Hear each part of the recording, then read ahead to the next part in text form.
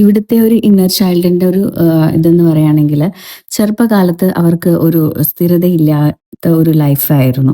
മനസ്സിലായോ? അതായത് വീട്ടിൽ ഇമോഷണലി അപ്പ് ആൻഡ് ഡൗൺസ് ഒക്കെ സംഭവിക്കും. പെട്ടെന്ന് സംഭവിച്ച മാറ്റങ്ങൾ മേ ബി വീട് മാറ്റം, അതല്ലെങ്കിൽ ഫിനാൻഷ്യലി ഫാദേഴ്സ് അച്ഛനും അമ്മക്കും ഉണ്ടാകുന്ന ഒരു നഷ്ടം, അതല്ലെങ്കിൽ മാതാപിതാക്കൾ തമ്മിൽ ഉള്ള ഒരു ഫൈറ്റും കാര്യങ്ങളും ഒക്കെ ഇവരുടെ ലൈഫിൽ മിക്കവാറും ഉണ്ടായിട്ടുള്ള ആൾക്കാരാണ്.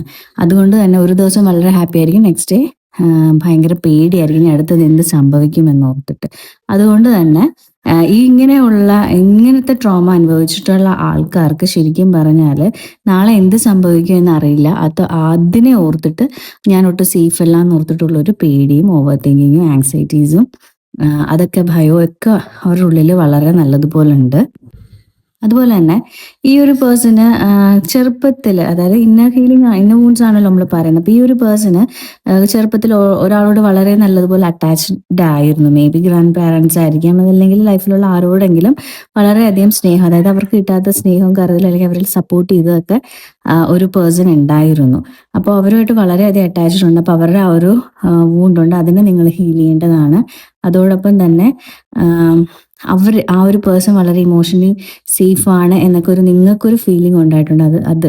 അപ്പോൾ ആ ഒരു പേഴ്സൺ നിങ്ങളുടെ അടുത്തുനിന്ന് വിട്ടുപോയതും ഒക്കെ കൊണ്ട് തന്നെ നിങ്ങൾക്ക് ആ ഒരു ട്രോമ നല്ലതുപോലെ കിടപ്പുണ്ട്. അപ്പോൾ അവരോടുള്ള അറ്റാച്ച്മെന്റ് അതുകൊണ്ട് തന്നെ മറ്റുള്ളവരിൽ നിന്ന് ചെറുതായിട്ടൊരു സ്നേഹവും കാര്യങ്ങളൊക്കെ കിട്ടുമ്പോൾ നിങ്ങൾക്ക് ഒരു മൊത്തത്തിലൊരു കുറച്ചുകൂടി അറ്റാച്ച്ഡ് ആയി പോകുന്ന ആ ഒരു അവസ്ഥ, അതല്ലെങ്കിൽ അവരില്ലാതെ എനിക്ക് ജീവിക്കാൻ പറ്റത്തില്ല എന്നൊരു പാറ്റേൺ നിങ്ങളുടെ ലൈഫിൽ ഫോം ചെയ്തിട്ടുണ്ട്. അത് ഇപ്പോൾ പോലും നിങ്ങൾ ആരെങ്കിലും സ്നേഹിച്ചിട്ടുണ്ടെങ്കിൽ നിങ്ങൾക്ക് അവരെ നഷ്ടപ്പെടുന്ന പോലും നിങ്ങൾക്ക് ആലോചിക്കാൻ പറ്റാത്ത ഒരു അവസ്ഥയാണ്.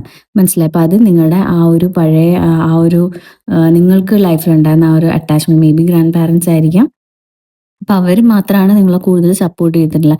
അപ്പോൾ അവരുടെ നഷ്ടം പെട്ടെന്ന് നിങ്ങൾക്ക് വല്ലാത്തൊരു പ്രോബ്ലംസ് ലൈഫിൽ ഫീൽ ചെയ്തിട്ടുണ്ട്. അപ്പോൾ അതുകൊണ്ട് തന്നെയാണ് ഇപ്പോഴും സ്റ്റിൽ നിങ്ങൾ ആ ഒരു പാറ്റേൺ ഫോളോ ചെയ്യുന്നത്. പിന്നെ ചൈൽഡുള്ളത് ഇമോഷണലി നിങ്ങളെ അവോയ്ഡ് ചെയ്യുന്നു മറ്റുള്ളവരെ, പിന്നെ നിങ്ങൾ ആരും സപ്പോർട്ട് ചെയ്യാനില്ല. അതുകൊണ്ട് തന്നെ നിങ്ങൾക്ക് ഹെൽപ്പ് ചോദിക്കാനുള്ളൊരു ഭയം, പിന്നെ എന്തൊക്കെയോ കൊണ്ട് നിങ്ങൾക്കൊരു ഷെയിമായിട്ടുള്ളൊരു ഫീലിങ്ങും കാര്യങ്ങളും ഒക്കെ ഇവിടെ കാണുന്നുണ്ട്.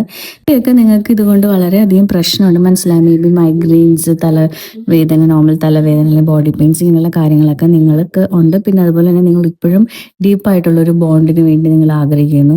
ഇൻസൈഡ് എല്ലാവരും അടുത്തുണ്ടെങ്കിലും ഇൻസൈഡ് ആയിട്ട് നിങ്ങൾ ഭയങ്കര ലോൺലിനെസ്സും കാര്യങ്ങളൊക്കെ അനുഭവിക്കുന്നുണ്ട്. അതുകൊണ്ട് തന്നെ ഈ റിലേഷൻഷിപ്പിൽ ഒരുപാട് ഇൻസെക്യൂരിറ്റീസ് ഉണ്ട്. അപ്പോൾ നിങ്ങൾ നിങ്ങളുടെ ഇന്നർ ചൈൽഡിനെ നിങ്ങൾ പ്രൊട്ടക്ട് ചെയ്യാൻ ശ്രമിക്കുക, ഹീൽ ചെയ്യാൻ ശ്രമിക്കുക.